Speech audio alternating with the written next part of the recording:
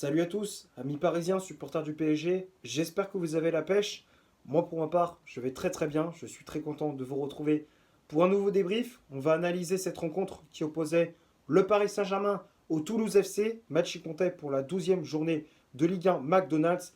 Victoire des hommes de Luis Enrique, 3-0 au Parc des Princes. João Neves avait ouvert la marque à la 35e minute de jeu. À la 84e, Lucas Beraldo fait le break et à la 91e, Vitinha assure les 3 points. Et avec ce résultat, le club de la capitale conforte sa place de leader. Le classement, je t'affiche juste ici. Donc on est toujours premier avec 32 points en compteur. 10 victoires, 2 matchs nuls et 0 défaite. Toujours invaincu dans ce championnat. On compte 6 points d'avance sur l'AS Monaco deuxième qui s'est imposé 3-2 face à Brest. Donc il fallait absolument prendre les 3 points face à Toulouse et c'est ce qu'on a fait. Et on compte 9 points d'avance sur l'OM troisième. Bon, on va parler de ce qui s'est passé durant ce match face à cette équipe du TFC. La première période était dominée par le Paris Saint-Germain. On avait la possession du ballon. On mettait un pressing assez haut, assez agressif également. À chaque fois que Toulouse relançait le ballon, c'était vite récupéré par les Parisiens. On récupérait le ballon, que ce soit avec Neves ou avec Zahir Emery. C'est eux qui grattaient le plus de ballons dans l'entrejeu. On a eu des opportunités également avec ces deux joueurs-là. C'est les seuls qui apportaient le plus de danger parce que nos attaquants, encore une fois, ont été décevants. Que ce soit avec Dembélé, Barcola ou encore Asensio. Asensio, transparent. Ça fait plusieurs matchs que c'est comme ça. Barcola aussi, ça fait plusieurs matchs également. Il faut qu'il renouvelle son jeu parce que Bradley Barcola, sur son côté gauche, il a été transparent aussi. Il a fait aucune différence. Il a apporté quasiment aucun danger. Dembélé à droite, c'était très moyen aussi. Il a apporté de la vitesse, tout ça, mais dans les centres et dans le dernier geste également, il y avait beaucoup trop de déchets. Beaucoup trop de déchets. Les seuls qui, comme je disais, avaient qui se sont créés vraiment des occasions franches et qui ont apporté du danger, bah, c'est Neves, c'est Zahir Emery. Sur coup de pied arrêté également avec Skriniar et Beraldo. Voilà, c'était nos milieux de terrain et nos défenseurs qui se sont créés les plus grosses occasions. Côté toulousain, pas grand chose à se mettre sous la dent. Ils étaient vraiment en difficulté. Ils avaient du mal à construire le jeu. Alors, ils essayaient de récupérer par moment le ballon pour partir en contre-attaque. Alors, ils ont eu quelques opportunités, surtout avec Abouklal, numéro 7 de Toulouse, mais ça manquait de précision dans les passes, dans la finition également. Il y a eu beaucoup de déchets du côté des Toulousains. Fallait attendre la 35e minute pour que le PSG ouvre enfin le score, débloque la situation avec le but de João Neves sur un très bon service d'Achraf Hakimi. C'est tout part d'un décalage de Doué pour Achraf Hakimi et le Marocain qui centre à l'entrée de la surface pour João Neves qui reprend ce ballon de volée. Magnifique but, reprise de volée et le ballon qui prend de la vitesse à ras de terre. Le gardien de Toulouse, Guillaume Rest, ne pouvait absolument rien faire. 1-0, donc Paris qui ouvre le score avant la mi-temps. Deuxième période, Toulouse qui revient avec de meilleures intentions. Ils se sont créés des occasions, que ce soit avec Abouklal, avec King, si je ne me trompe pas, je crois que c'est l'attaquant du TFC. Ils ont eu quelques opportunités. Nous, bah, on manquait un petit peu de sérénité derrière. Tu voyais, dans les relances, c'était un petit peu compliqué. On avait du mal à relancer proprement. Ça relançait de manière hasardeuse. Heureusement que Zahir Emery, à 2-3 fois, il nous a sauvés. Il a fait un sauvetage. C'était quand même important. Hein. Il a tapé un énorme sprint pour rattraper Aboukla qui partait tout seul au but. Il a fait un magnifique tacle. Ouais, donc Paris qui avait du mal à mettre ce deuxième but. Offensivement, on avait vraiment du mal. Luis Enrique qui a fait des changements et ça a bien fonctionné. Il a fait rentrer Vitinha, Kolo Muani, Kanguini et même Fabien Ruiz. Voilà, c'était les 4 changements opérés par l'entraîneur parisien. Et ça porte ses fruits. Il fallait attendre les 10 dernières minutes pour que le PSG tue le suspense. Dans un premier temps avec Lucas Beraldo à la 84e, suite à un centre d'Achraf Hakimi mal repoussé par la défense de Toulouse, et Beraldo qui reprend ce ballon de volée. Le défenseur brésilien qui était resté aux avant-postes et qui trompe Guillaume Rest. C'est un très beau but pour le défenseur brésilien. Donc ça fait 2-0, le break est fait pour le PSG. Et à la 91e, on inscrit un troisième but avec Vitinha sur une contre-attaque emmenée par Randal Kolo Muani, l'attaquant parisien qui décale dans la surface Vitinha, qui prend le temps de contrôler, de faire un crochet et d'enchaîner pied droit au premier poteau. Magnifique but également de Vitinha, belle action jeu. 3-0, donc on se rassure avant le match mardi face au Bayern. On se met dans de bonnes conditions.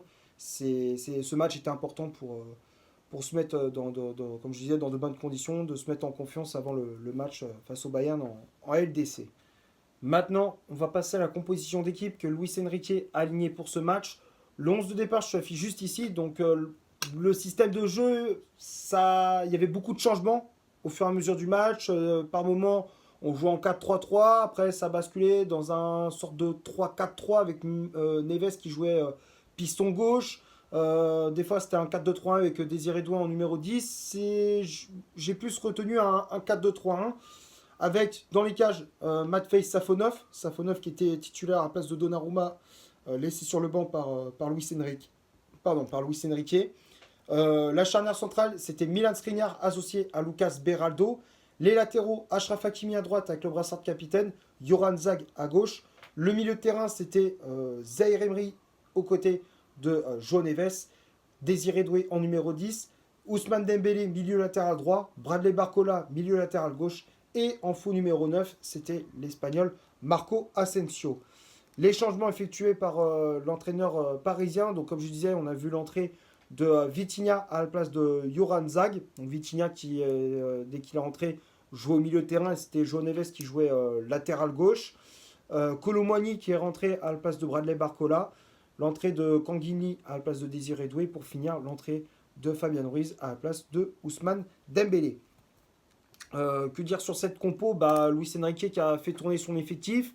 Il a fait souffler les remplaçants, enfin ceux qui revenaient de trêve internationale, que ce soit Marquinhos, Pacho, surtout ceux qui étaient en trêve internationale, surtout les Sud-Américains, c'est ce que je voulais dire. Pacho, Marquinhos, voilà, il y avait beaucoup de changements. Donnarumma qui était sur le banc.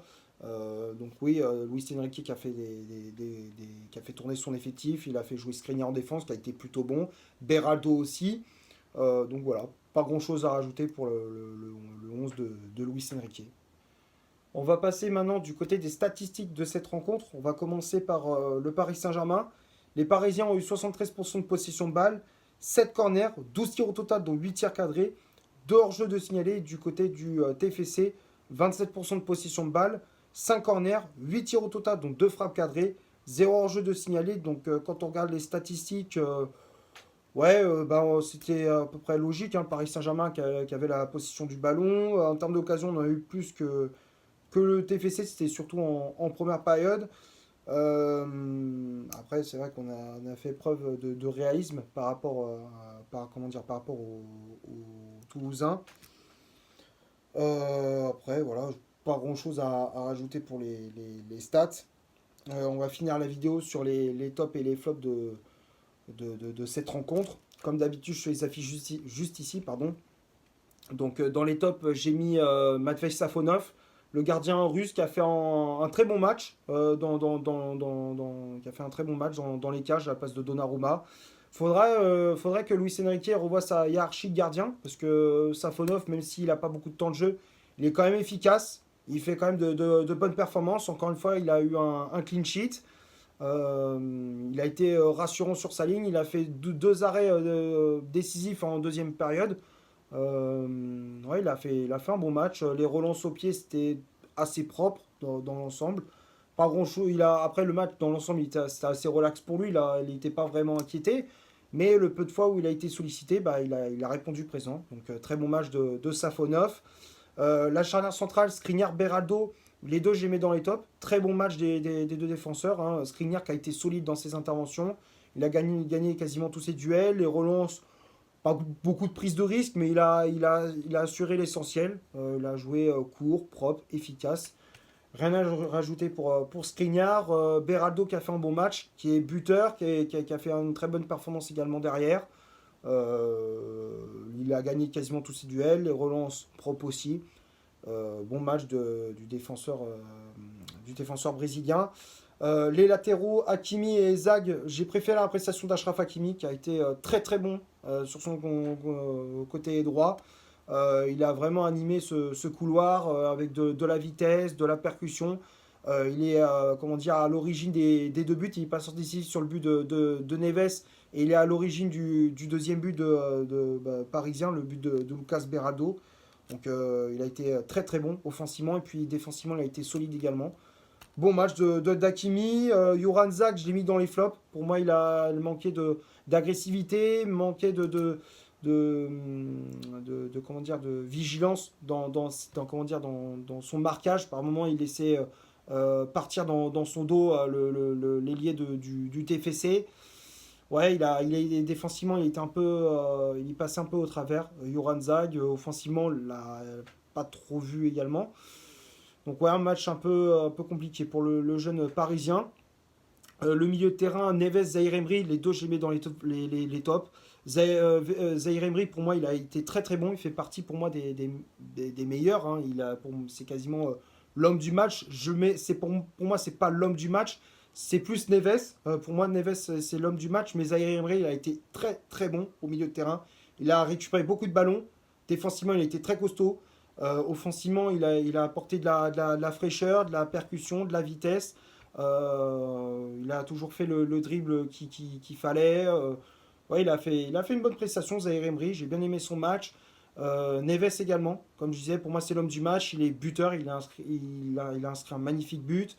Il a récupéré des ballons, même dans un poste où il n'a pas l'habitude de jouer. À un moment donné, il a joué piston gauche, latéral gauche. Il a été très très bon, Neves. Il est incroyable, franchement, ce joueur.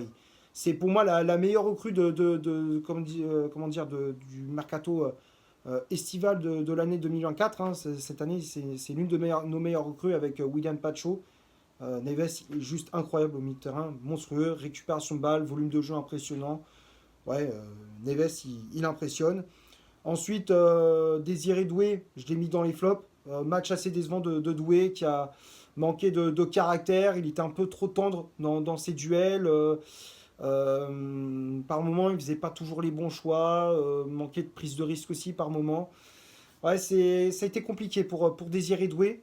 C'est pour ça que je l'ai mis dans les flops. Bon, après, je pense qu'il va progresser. Hein.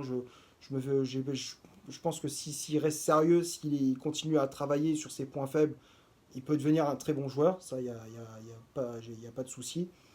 Après, voilà, faut qu'il travaille pour justement gagner sa place de titulaire. Ensuite, les ailiers Barcola et Dembélé, comme je disais, les deux, je les mets dans les flops. Barcola qui a été décevant, qui n'a pas apporté énormément de danger, un peu brouillon. En fait, à chaque fois, les adversaires, ils ont lu son jeu. À chaque fois, on savait très bien à quel moment il allait faire ses fameux dribbles, ses fameux décalages. Enfin, tu vois que les adversaires, ils ont vite lu le jeu de Barcola. Donc, il faut qu'il se renouvelle. Il faut qu'il se renouvelle s'il veut être de nouveau performant et efficace avec le Paris Saint-Germain. En tout cas, je le mets dans les flops, tout comme Ousmane Dembélé. Dembélé qui a manqué d'efficacité, comme d'habitude dans la finition. Les centres, ils étaient mal ajustés. Voilà, Dembélé, c'est la fameuse pièce en l'air, comme je dis souvent dans mes débriefs. Et puis Asensio, je mets également dans les flops, qui a pour moi n'a absolument pas pesé dans le jeu parisien. Il est trop transparent, enfin tu vois, il est trop absent, il est fantomatique. À chaque fois, dès qu'il a le ballon, il fait très peu de différence, voire il en fait même pas du tout. Il a aucun impact dans le jeu parisien, Asensio. Et puis les remplaçants, Vitinha, Colomwani, Lee et puis Fabian Ruiz. Les quatre, j'ai mis dans les tops. Vitinha qui est rentré, il est buteur, il est efficace au milieu de terrain, très bonne entrée. Colomwani aussi, qui est passeur décisif sur justement le but de Vitinha. Kanguinli qui a fait une bonne entrée également. Et puis Fabian Ruiz au milieu de terrain qui n'a pas été mauvais, qui a fait une entrée en jeu intéressante. Voilà, je pense avoir fait le tour pour ce Paris Saint-Germain Toulouse FC. J'espère que le débrief vous aura plu. Si c'est le cas, vous laissez un énorme like. Tu t'abonnes, tu n'hésites pas à me dire dans les commentaires ce que tu as pensé du match de mon débrief. Partage la vidéo sur tes réseaux sociaux, Facebook, Instagram. Et puis, n'hésite pas à faire un tour sur mon compte Instagram, pardon, je te l'affiche juste ici. Et d'ici là, portez-vous bien. On se retrouve pour un prochain débrief. Ciao.